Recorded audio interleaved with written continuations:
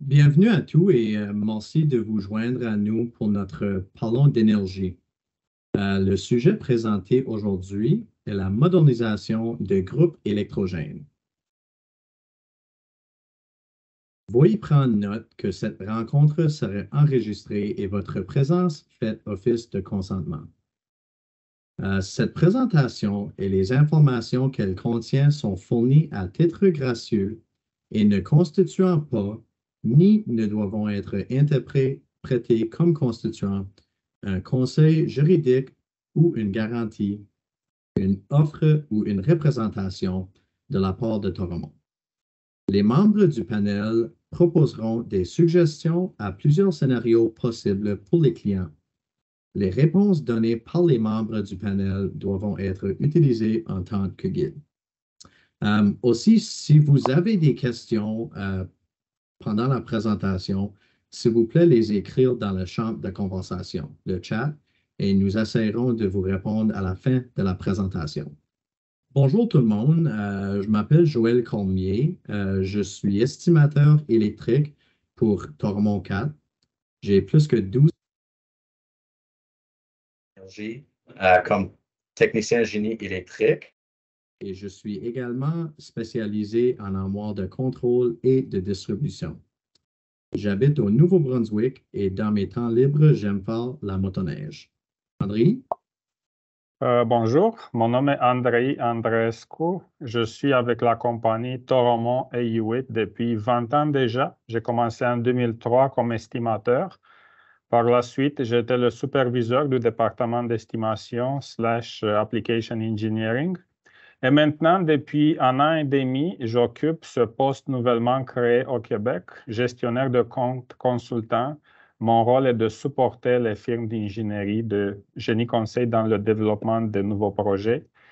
Dans le temps libre, je suis un joueur amateur de tennis. Michel? Oui, bonjour, je me présente Michel Guindon pour ceux qui ne me connaissent pas. Peut-être ils sont rares parmi nos invités aujourd'hui. Michel Guindon, donc représentant en compte majeur, également spécialiste en projet de modernisation de la région de Ottawa jusqu'en Nouvelle-Écosse. Donc, 37 ans maintenant avec l'entreprise. J'ai débuté ma 37e année via Hewitt et maintenant Toromont. Je suis la personne, votre lien concernant vos projets de modernisation.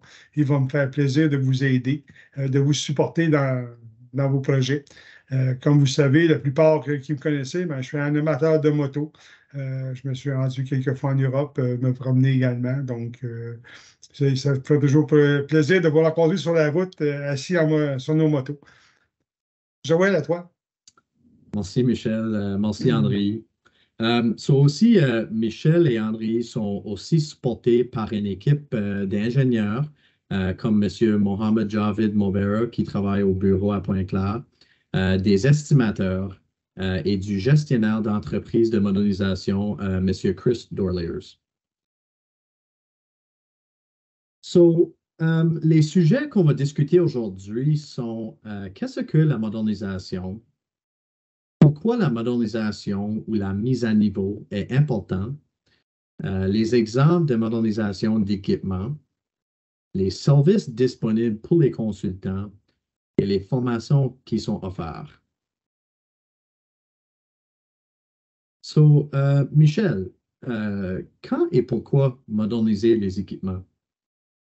Le but de moderniser l'équipement, c'est de donner un second souffle à nos équipements. Naturellement, au fil des années, les contrôles viennent désuets. Les technologies d'aujourd'hui nous permettent d'aller chercher beaucoup plus d'informations. Le moteur diesel en lui-même demeure un moteur diesel. Oui, on a aujourd'hui des injections électroniques versus autrefois des pompes à carburant ou des injecteurs tout simplement. À ce moment-là. Donc, on va moderniser les contrôles pour aller chercher une deuxième vie sur l'équipement. Alternateur, moteur demeurent les mêmes. Également, pour l'importance de comment critique c'est pour vous vos sites. On parle d'un centre de données, la fiabilité des équipements. Vous avez un client à fournir, donc ça peut être un centre de données qui fournit un hôpital, ça peut être un hôpital elle-même, ça peut être les banques, on sait, autant les banques aujourd'hui, un aéroport. Donc, comment critiques sont les équipements pour vous ou encore votre client? La gestion des risques et de la fiabilité. Donc, si l'équipement ne fonctionne pas, ne démarre pas, quels sont les risques pour vous et jusqu'où on peut aller en fiabilité sur l'équipement pour pouvoir bien servir votre client?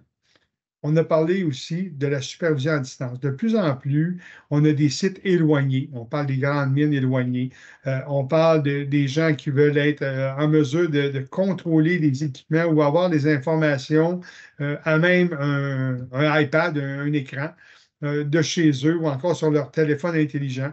Donc, il est possible d'aller chercher des informations en changeant les contrôles. Mais les diesels restent les mêmes, comme je dis, je me répète, mais ça reste les mêmes. Merci, Michel. Et Michel, est-ce que tu peux nous expliquer les différentes considérations à prendre pour un audit et quels sont les avantages pour leurs organisations? Lorsqu'on fait un audit sur vos équipements, il est important d'avoir la liste de vos plans à jour, naturellement. Photo, c'est 1000 mots, hein, une photo vaut 1000 mots. Donc, photo, les plans. De savoir la pérennité de vos équipements. On veut aller sur combien d'années? On veut donner une vie de combien d'années des équipements? Vers où on veut tendre? Donc, pour pouvoir bien pouvoir cibler vos besoins et de vous offrir la bonne chose. Et comment on fait pour aller chercher ce genre d'audit-là? Ben, vous savez, dans le marché aujourd'hui, tout est dispendieux, mais de mon côté à moi, c'est un sourire, une poignée de main, un appel téléphonique, on prend un café et on regarde ça ensemble. Et de là, je vous donne mon expérience, on partage ensemble et au besoin, je vais aussi travailler avec mon confrère André qui va vous donner plus de précision tantôt là, de la façon qu'on fonctionne ensemble. Mais l'important, c'est de savoir on veut garder l'équipement combien d'années encore. Et l'avantage, c'est que l'équipement reste bon, les délais de livraison sont beaucoup plus courts et souvent, on sauve beaucoup, beaucoup d'argent. Merci, Michel. Et Michel, quels sont les types de modernisation et les considérations? Aujourd'hui, les types de modernisation qu'on va voir, beaucoup avec les nouvelles normes de mise à énergie zéro, on va parler de remplacement des permutateurs, qui sont des vieux permutateurs qui peuvent être à disjoncteurs, autrefois ce qu'on appelait des roboniques, des vieux permutateurs à contacteurs. Et on veut avoir des dérivations côté normal, urgence, pour être capable de permettre de faire l'entretien des équipements sans mettre le bâtiment là, à énergie zéro le temps qu'on travaille dessus. On va parler également des armoires de contrôle. Les armoires de contrôle sont là depuis souvent peut-être des années 60, lorsque le Québec a grandi. On a mis beaucoup d'équipements, mais là, ils deviennent désuets. Donc, on va moderniser les contrôles, on va moderniser les disjoncteurs, on va moderniser la synchronisation qui était une synchronisation logique avec, puis j'en ai vu, peut-être que vous en avez déjà vu, ce qu'on appelle du CINIMOG, des portes logiques et où ça existe encore. Donc, on va moderniser ces équipements-là. On va faire le remplacement ou l'ajout de disjoncteurs. Aujourd'hui, on fait beaucoup avec les normes CSA d'essai de groupes électrogènes avec des bancs de charge. Donc, de disconnecter les câbles régulièrement et les reconnecter. On peut endommager les cosses de puissance sur le disjoncteur. Donc, on peut s'installer un deuxième disjoncteur et c'est ce disjoncteur-là qui est utilisé pour pouvoir alimenter la charge. Donc, ce disjoncteur-là est en parallèle avec le disjoncteur existant. On ajoute un shunt trip. Si on a une panne, on est capable de prendre la charge et automatiquement ouvrir ce disjoncteur-là. On va parler des boîtes de raccordement. Lorsqu'on veut faire des essais de banc de charge, mais c'est un passage de câble des fois de 100, 200 pieds, 300 pieds, peut-être 50 pieds. Donc, on peut mettre une boîte extérieure et puis laquelle est accordée directement par câble sur le disjoncteur C-Fix et on arrive avec des connecteurs Camlock, on se branche dans la boîte et c'est beaucoup plus rapide. C'est une autre façon. Si c'est des armoires autoportantes, mais peut-être qu'on a des disjoncteurs dédiés et on pourrait, au lieu d'alimenter par un disjoncteur directement dans l'armoire autoportante le banc de charge, on pourrait peut-être retourner via une location, une unité de location, parce qu'un groupe est en arrêt, on a ouvert le disjoncteur, on vient à ce moment-là remettre un deuxième groupe extérieur pour pouvoir alimenter dans des délais beaucoup plus rapides. Modernisation des contrôleurs de groupe électrogène pour également de la surveillance à distance. Comme je vous disais, les premiers EMCP qu'on a connus, les EMCP1, avaient des batteries intégrées avec des contrôles qui ont plus de 25-30 ans aujourd'hui. C'est dans les débuts de ma carrière et on peut à ce moment-là les remplacer en conservant la boîte. On peut mettre le nouveau contrôleur directement sur le groupe électrogène, le déporter également au besoin et faire une acquisition de données pour vous. Vous voulez avoir des lectures, vous êtes capable d'avoir vos températures, vos pressions, donc des informations mécaniques et également les informations électriques. On va avoir la modernisation des contrôles et de la programmation. De plus en plus, on parle d'automates programmables pour contrôler. Donc, on a une armoire qui est beaucoup plus épurée avec un automate que tous les fils à l'époque, les relais d'ouverture, fermeture, des relais de vérification. Donc, tout se fait par automate. À ce moment-là, on peut conserver l'ossature et mettre un automate programmable avec un écran tactile qui vous permet à ce moment-là, au lieu d'avoir du sismique qui va nous permettre de voir l'ouverture et la fermeture de nos disjoncteurs en mode comment fonctionne, mais on aurait à ce moment-là directement sur l'écran opérateur l'ouverture et la fermeture des disjoncteurs. On voit qu'ils changent d'état, les courants, les tensions sur chacun de ceux-ci. Modernisation des systèmes d'échappement. De plus en plus, on fait attention à notre mère, la Terre. Donc, lorsqu'on travaille avec des groupes électrogènes, c'est sûr qu'il y a l'émanation du carburant qui peut être moins bien brûlé et autres. Donc, on est capable de faire des ajouts de systèmes d'urée, de catalyseurs, de diluteurs pour être en mesure d'abaisser les NOx à ce moment-là et de pouvoir opérer l'équipement en protégeant, là, si on veut, là, les émanations. Les modernisations mécaniques. Beaucoup encore ont des échangeurs de chaleur pour refroidir leur équipement. On sait que si l'eau de la ville, il y a un bris, mais peut-être qu'on n'a pas de refroidissement pour notre groupe électrogène. S'il y a une panne, malheureusement, on n'est plus autonome. Donc, on peut remplacer l'échangeur ou encore rajouter un radiateur à distance et mettre un échangeur à plaque. Au lieu d'avoir l'eau de la ville, on met un échangeur à plaque qui, lui, va refroidir le moteur et l'échangeur va être refroidi par le radiateur. Donc, ce sont une autre considération si les courses sont longues, les élévations sont loin. Pardon. Remplacement d'alternateurs, on a encore dans le marché des alternateurs à brosse où on voudrait changer les alternateurs. Le moteur diesel est encore bon. On peut changer les alternateurs. Il faut s'assurer d'avoir des moments d'inertie pour ne pas avoir de vibration sur le vilebrequin, d'avoir les bons pas de bobinage et autres. Donc, ce sont des choses qui peuvent être faites et travailler avec vous là, pour faire ce genre de modifications-là qui existent, ou encore des volets. Dernièrement, on a fait un projet où on a remplacé complètement les cheminées complètes à partir de l'échappement, du tuyau d'échappement au moteur, le silencieux, la cheminée, on a refait la cheminée et tous les volets d'entrée et sortie d'air. Donc, c'est ce genre de travaux qu'on peut faire là, en collaboration avec vous dans ce qu'on appelle une modernisation. Tout ça également, ben, les frais sont moins élevés que de repartir complètement à zéro. Et les délais de livraison sont plus rapides aussi. Merci, Michel.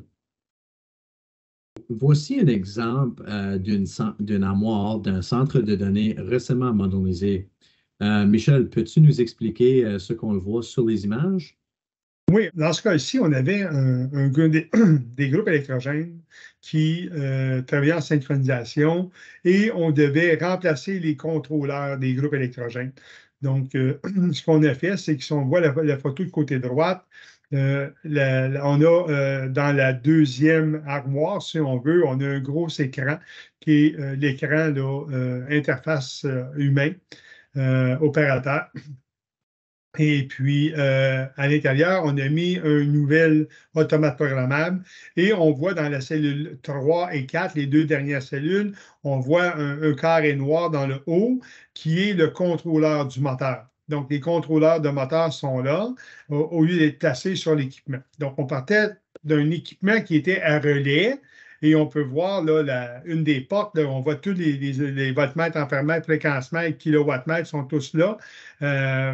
Mais aujourd'hui, on a un synchroscope et puis tout se fait par les contrôleurs EMCP 4.2 Caterpillar et la synchronisation via l'automate et l'écran tactile. La beauté de la chose, c'est que le client, lui, de son côté, ne pouvait pas se permettre d'arrêter l'équipement. Donc, on travaillait, la machine étant hors fonction, le temps qu'on puisse travailler à l'intérieur, mais le soir, on devait remettre en fonction l'équipement. C'était là où on avait, excusez le terme, le challenge, c'était de s'assurer que l'équipement soit remis en fonction le soir. Donc, on devait faire nos essais et s'assurer de permettre au client de fonctionner. Et celui-ci, Michel? Oui, on voit complètement à la gauche un EMCP1 qui avait une espérance de vie de 25 ans. Donc, je vous parlais des années 86, début de ma carrière. J'ai commencé en 87. Donc, je ne suis pas trop menteur pour un représentant. C'est dans les années.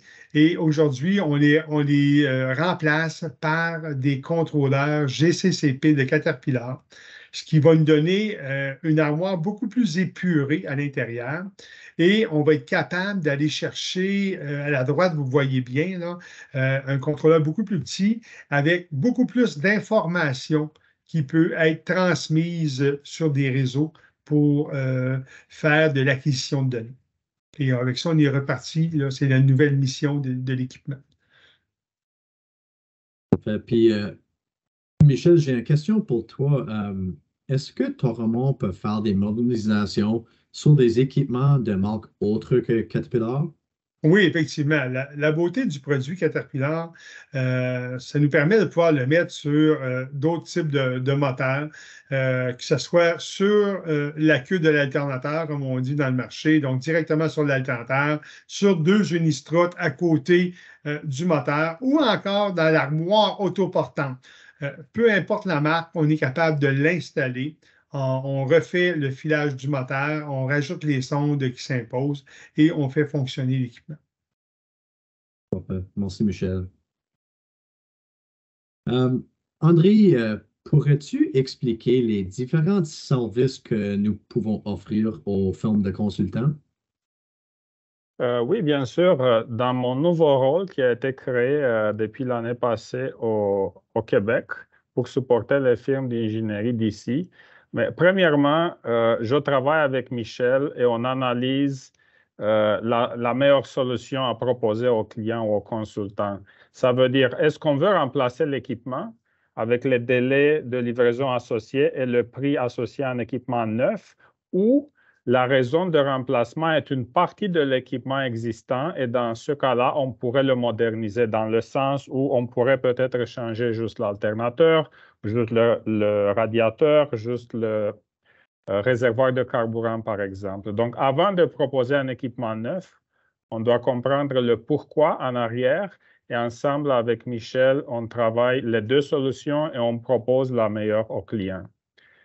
Un autre service que j'offre pour le monde des consultants sont des prix budgétaires. Pour choisir la bonne solution, il faut connaître son coût. Alors, je peux fournir des prix budget pour exemple, des groupes électrogènes au gaz, des groupes électrogènes au diesel installés à l'extérieur, à l'intérieur, quel niveau de bruit est nécessaire dans le cas d'une installation extérieure. Et avec tous ces prix budgétaires, le client et son consultant peuvent choisir la meilleure solution.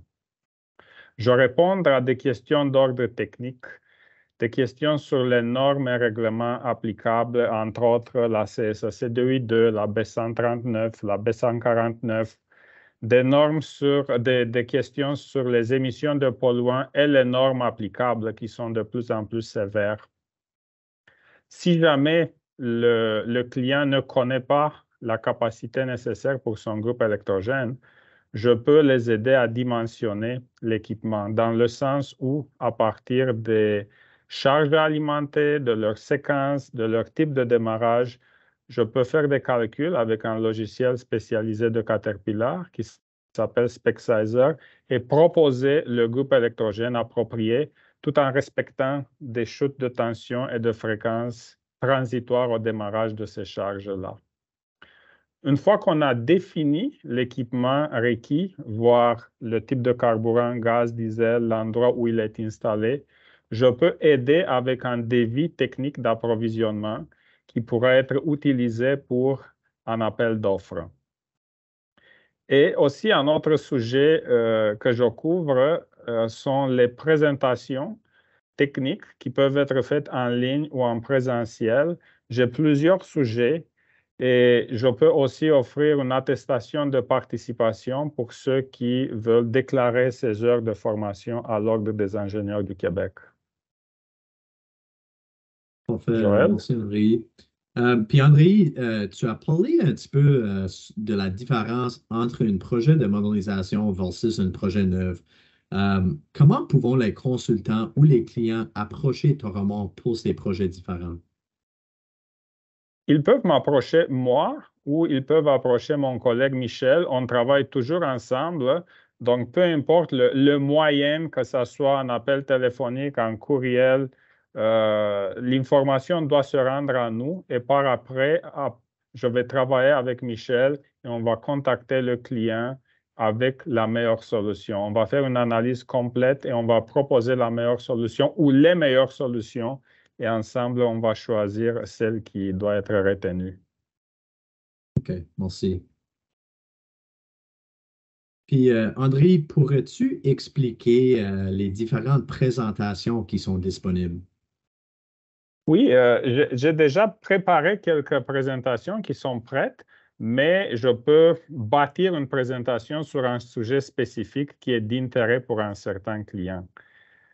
Parmi les présentations que j'ai déjà faites, qui sont assez populaires, la première porte sur la norme CSA 282 et d'une manière plus large sur le Code national du bâtiment avec les modifications du Québec, donc le CCQ 2015.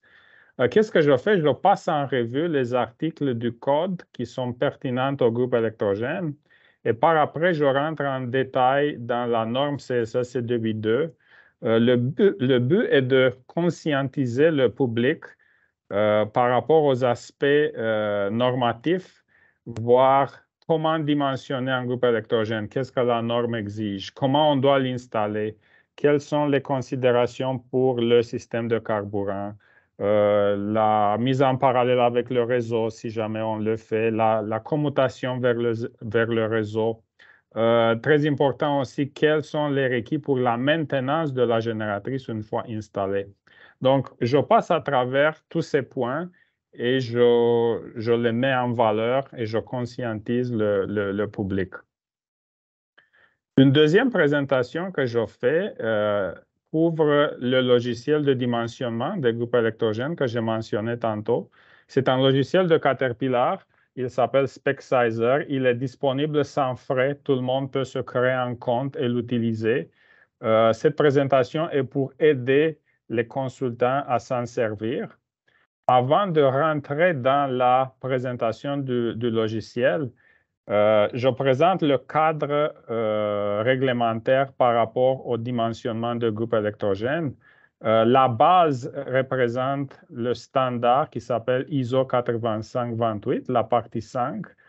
Ce standard classifie les groupes électrogènes en fonction de leur réponse transitoire, chute de tension, chute de fréquence au démarrage des groupes électrogènes.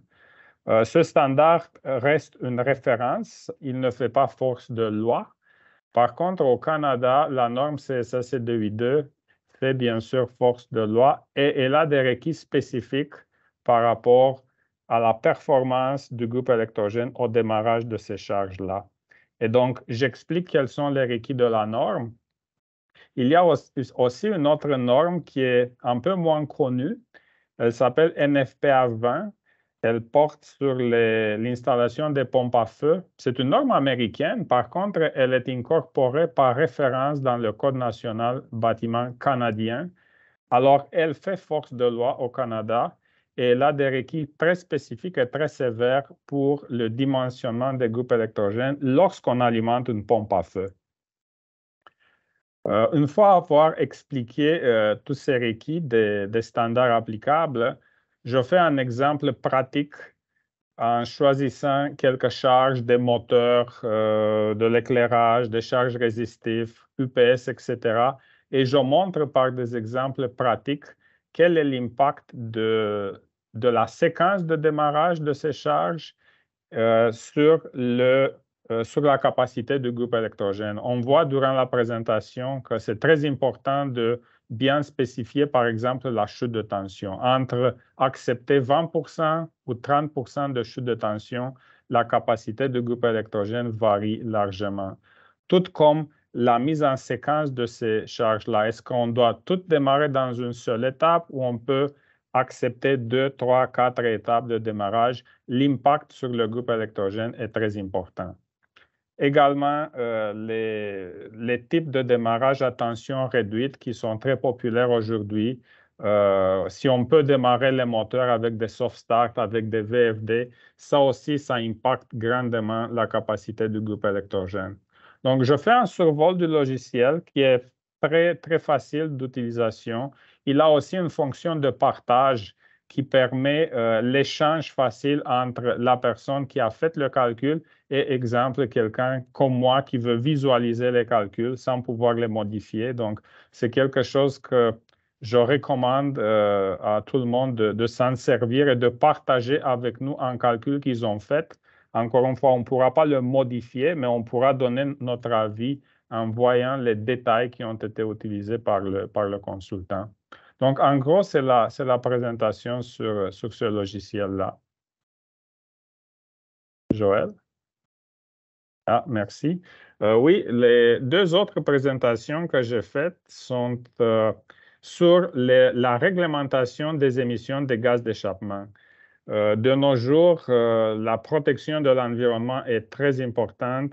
Les normes évoluent rapidement et cette présentation se veut un résumé de tous les règlements qui sont applicables à différents niveaux. Je commence par la réglementation fédérale américaine parce qu'elle représente la base ou la source d'inspiration pour la réglementation fédérale canadienne. Donc, je présente la loi américaine, je présente la loi fédérale canadienne. Il y a un changement important au niveau fédéral qui est rentré en vigueur en juin 2021, très important pour le fonctionnement des groupes électrogènes en régime d'urgence, mais aussi en régime de compagnonnage ou de peak shaving en anglais. Au-delà du fédéral, chaque province a sa propre réglementation. Ontario, réglementation très sévère, le Québec également. Et les grandes villes ont aussi leur propre règlement, entre autres la ville de Montréal. Elle a un règlement qui date depuis des années 90, mais qui a été continuellement mis à niveau et qui est très spécifique pour les émanations de sources de pollution, les groupes électrogènes inclus.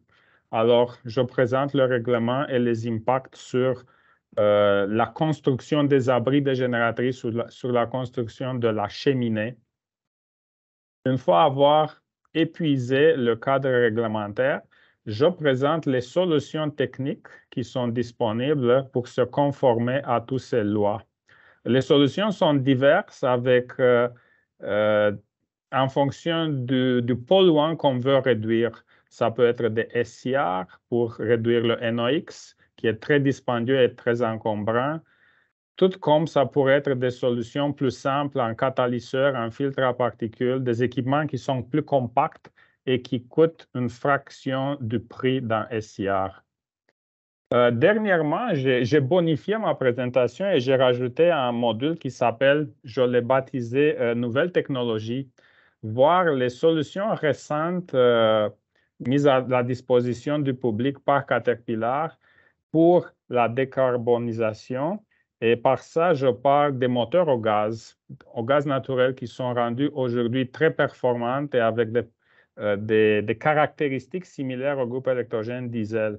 Moteur hydrogène, on peut on a des moteurs qui peuvent fonctionner à 100% au hydrogène, ou on peut modifier les moteurs au gaz existants avec un kit de modification et les moteurs vont accepter jusqu'à 25% de hydrogène. On parle pourcentage en volume.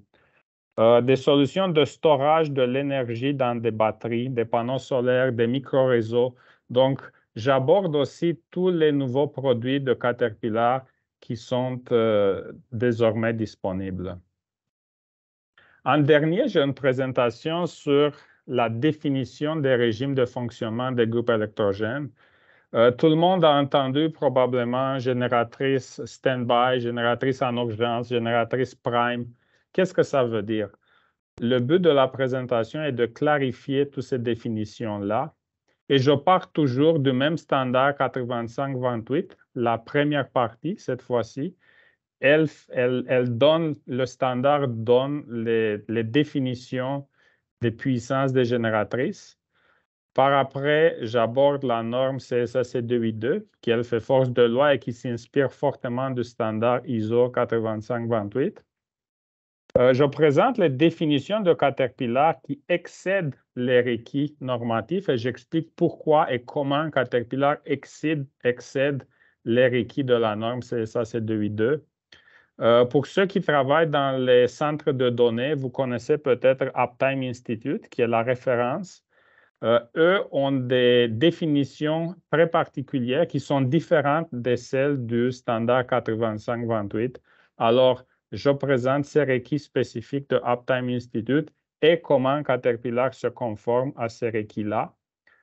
Et en dernier, je close la présentation avec un lien entre le régime de fonctionnement des génératrices et la réglementation anti-pollution. Récemment, Hydro-Québec exige ou recommande pour les nouvelles installations de génératrices, ils aimeraient avoir la capacité de faire la gestion de pointe. En anglais, on l'appelle peak shaving ou compagnonnage.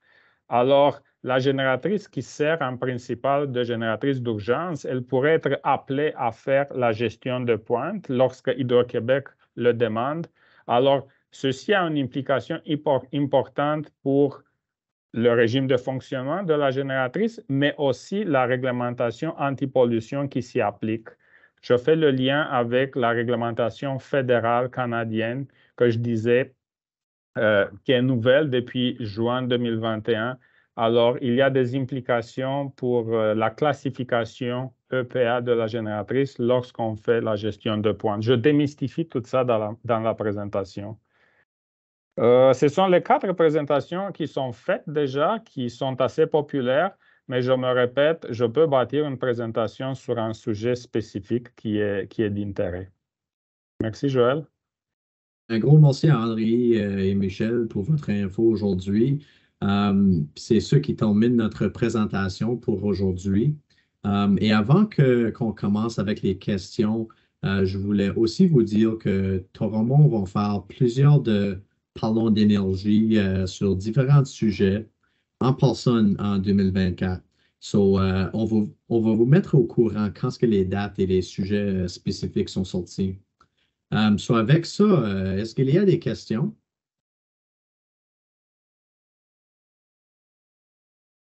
Le chat.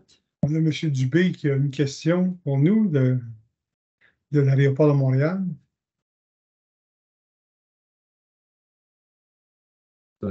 Est-ce que l'addition de dispositifs sur le système d'échappement permet de réduire des gaz à effet de serre? Ouais. Peux-tu toucher là-dessus?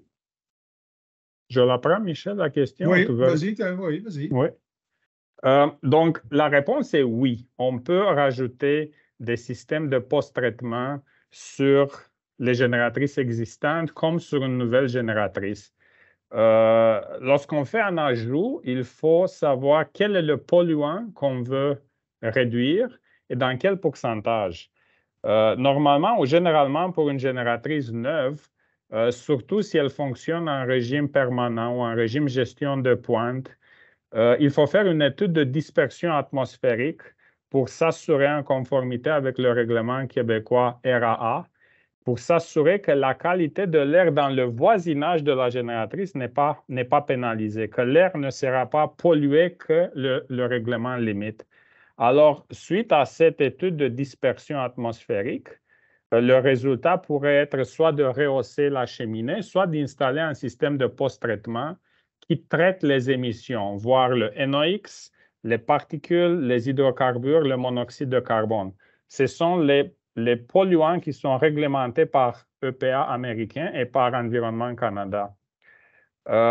Pour répondre à votre question spécifique, est-ce qu'on réduit les gaz à effet de serre? La réponse est non.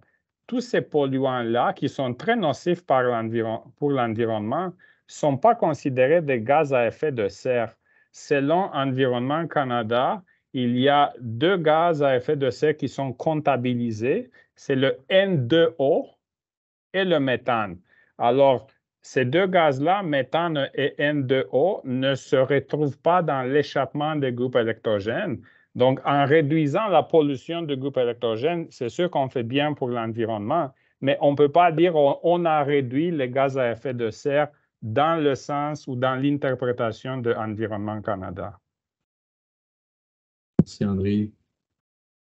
S'il y a d'autres questions, s'il vous plaît, les écrire dans le champ de conversation.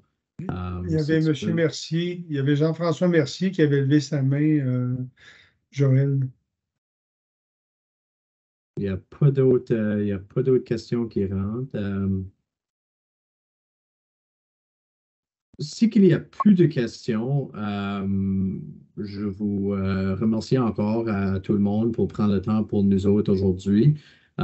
Puis si jamais vous avez d'autres questions dans la future, s'il vous plaît, nous contacter direct. C'est sûr que quelqu'un pourrait vous aider. OK, là, je vois une autre question qui est rentrée. André, pourrais-tu vérifier celui-là? Mais j'ai vu la question brièvement sur mon écran. Si l'hydrogène est approuvé par la CSS et 282. C'est ça, oui. À ma connaissance, non. Donc, surtout la version qui est en vigueur au Québec présentement, qui est la version 2015, c'est certain qu'elle ne parle pas de hydrogène comme carburant. Même la version 2019 de la CSSC 282, qui ne fait pas encore force de loi au Québec, le hydrogène n'est pas mentionné. Donc, je dirais que c'est trop nouveau pour utiliser le hydrogène pour un système conforme CSSC 282, voire qui est là pour la sécurité de personnes. Donc, à ma connaissance, un système 100% hydrogène n'est pas encore approuvé pour une application CSSC 282, mais je crois que les normes ou la norme va évoluer avec l'évolution ou la maturité du produit moteur qui est capable de brûler de l'hydrogène. Mais aujourd'hui, non. À ma connaissance, ce n'est pas approuvé. Merci. Est-ce qu'il y a d'autres questions?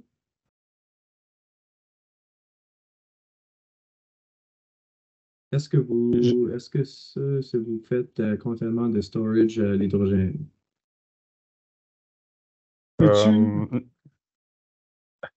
Non, on ne peut pas. Toromont, en principe, ne fait pas de storage ou ne fournit pas des équipements de storage de l'hydrogène ou de gaz naturel compressé, gaz naturel liquéfié. On n'est pas spécialiste dans ces systèmes de storage. Alors, on laisse ça à ceux qui font ça comme mandat principal. L'hydrogène en particulier est très difficile à storer. On peut rentrer dans le sujet, mais à cause de sa molécule qui est très petite, il peut s'échapper facilement et même qu'il va abîmer le métal. Donc, la construction d'un réservoir d'hydrogène est très particulière. On ne peut pas prendre un réservoir de gaz propane et s'imaginer qu'on va stocker de l'hydrogène à l'intérieur. Donc, il faut faire affaire avec des compagnies spécialisées. Toromont n'offre pas le système de storage pour l'hydrogène. Parfait. Puis une autre question, André, qui a rentré, ça dit les autres formations qu'André a parlé sont-elles disponibles en ligne? Oui, je peux faire ces formations en présentiel, tout comme je pourrais les faire en ligne. On peut juste céduler une date ensemble et ça peut être fait sur l'heure du dîner, ça peut être fait le matin, le soir, quand vous voulez. Et je me répète, pour ceux qui veulent déclarer ces heures à l'Ordre des ingénieurs, je fournis des attestations. Me contacter, s'il vous plaît, et on va trouver une date qui convient à votre équipe et on va s'organiser. Merci.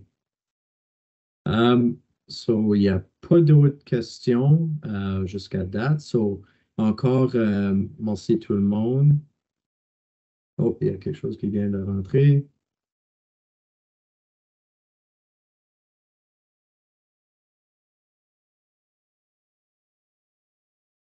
Ça dit bonjour, vous avez dit à tout l'heure que les génératrices au gaz naturel sont rendues plus efficaces. Est-ce que vous pouvez élaborer un peu là-dessus? Mais les génératrices au gaz naturel ont évolué beaucoup dans le sens où, si on recule de 10-15 ans, les génératrices au gaz naturel de haute puissance, disons 1 MW et plus, le système de contrôle de ces génératrices-là faisait en sorte qu'elles étaient instables. Il fallait utiliser la génératrice soit en parallèle avec le réseau qui assurait sa stabilité, ou on l'utilisait dans un régime continu sous une charge qui ne varie pas. On ne pouvait pas, il y a 15 ans, ajouter des charges qui représentent plus que, exemple, 5% de la capacité de la génératrice. Sinon, la génératrice fluctuait trop en tension et en fréquence. Il y a 5 ans, on était rendu à pouvoir appliquer des pourcentages de charge de 25% de la capacité de la génératrice sans qu'elle s'écrase et sans qu'elle fluctue trop en fréquence et tension. De nos jours, ces génératrices sont rendues tellement performantes que, de 1, elles peuvent démarrer en 10 secondes, ce qui est requis par la CSA C282 et la Z32, donc temps de démarrage très court. Il y a 15 ans, une génératrice au gaz avait besoin de 1 minute, 2 minutes pour démarrer. Et aussi, autre chose qui s'est grandement améliorée sur les génératrices au gaz d'aujourd'hui, c'est leur capacité de prendre la charge. Donc, elles peuvent fonctionner en régime îloté sans être accrochées au réseau. On peut les utiliser comme génératrices d'urgence et elles sont capables de prendre 100% de leur capacité, comme un groupe diesel, sans s'écraser. Donc, la génératrice va shooter en tension et en fréquence, tout comme un groupe diesel, un peu plus, mais elle est capable de revenir à la tension et fréquence nominale dans un délai très raisonnable. Alors, ces grosses génératrices au gaz sont désormais utilisées comme source d'urgence, même dans des applications de type Life Safety. Donc, ils sont régis par la norme CSA C282. Et ces génératrices au gaz ont bien sûr un avantage très important. Premièrement, la pollution, sont très propres, et aussi la disponibilité infinie du carburant, du réseau de gaz naturel. Alors, je vois de plus en plus une tendance vers les groupes électrogènes au gaz naturel, je dirais au détriment des moteurs diesel. Donc, il y a une part de marché qui a glissé vers les génératrices au gaz naturel. OK, ben, on vous remercie tout le monde encore pour votre temps aujourd'hui. Puis, oh, il y a un autre qui est rentré. La Le différence delta Le Q de delta Q, groupe. le delta Ouais, Q, oui. le delta Q. Le delta Q est très variable en fonction de la puissance de la génératrice. Si on regarde les petites puissances, genre 100, 200 kilowatts, la différence est minime. On parle de peut-être 10% de plus pour la génératrice au gaz, 20% de plus pour la génératrice au gaz versus le diesel. Lorsqu'on arrive dans des grosses puissances, 1 MW, 2 MW, 2,5 MW, la différence est plus importante. Ça peut être 50%, ça peut être 75% de plus pour la génératrice au gaz. L'explication est relativement simple. Il faut un moteur au gaz beaucoup plus gros, un cylindrée du moteur, comparé au diesel, pour développer la même puissance électrique. Donc, le moteur au gaz est plus gros parce que le gaz naturel, si vous voulez, il a une densité énergétique plus faible. Il faut rentrer un volume plus grand de carburant dans le moteur pour développer la même puissance. Alors, volume plus grand de carburant, ça veut dire moteur plus gros, plus de métal, plus cher. Ça explique pourquoi la génératrice au gaz est plus dispendieuse. Mais par après, le gaz naturel coûte moins cher que le diesel en dollars per kilowattheure d'énergie, si vous voulez. Donc, si on payait le carburant en dollars par BTU, par exemple, généré, le gaz naturel est beaucoup moins cher, alors on va sauver en exploitation de la génératrice par après. Puis je pense que ça couvre l'autre question de les dimensions aussi. Est-ce qu'on peut acheter du gaz renouvelable? J'ai vu la question. À ce moment-là, on deviendrait une centrale. On a quelques centrales. Le gaz renouvelable pourrait être du gaz qu'on va utiliser à partir des sites d'enfouissement. On va devoir traiter ces gaz-là, naturellement, avant de le rentrer au diesel. Si vous regardez, au diesel, excusez-moi, mais au moteur, si vous regardez, on a des exploitations dans la région de la Chute où on a ces 7 groupes électrogènes de 1400 kW qui fonctionnent à partir des sites d'enfouissement. On avait également, pendant des années, on a eu ici à Pointe-Claire, près du boulevard Saint-Charles, 2 groupes électrogènes. On en a également dans la région de Trois-Rivières qui, aujourd'hui, ne sont plus utilisés malheureusement. Il y en a aussi dans le coin de Drummondville. Donc, oui, on peut utiliser, mais ça prend des centres de traitement des gaz pour enlever le méthane. Des siloxanes également, parce qu'on a beaucoup de siloxanes, et de pouvoir également faire fonctionner les groupes, mais à partir des sites d'enfouissement. Oui, ça existe, il y en a au Québec. Oui, c'est vrai. OK, bien encore, André et Michel, gros merci pour aujourd'hui. Puis, comme on avait dit, si vous avez des questions, s'il vous plaît, nous contactez direct, puis on pouvait vous aider aussi, soit par téléphone ou courriel ou à visite. OK, ben, merci encore tout le monde et bonne journée. Merci à tous et au plaisir de se voir. Merci, au revoir.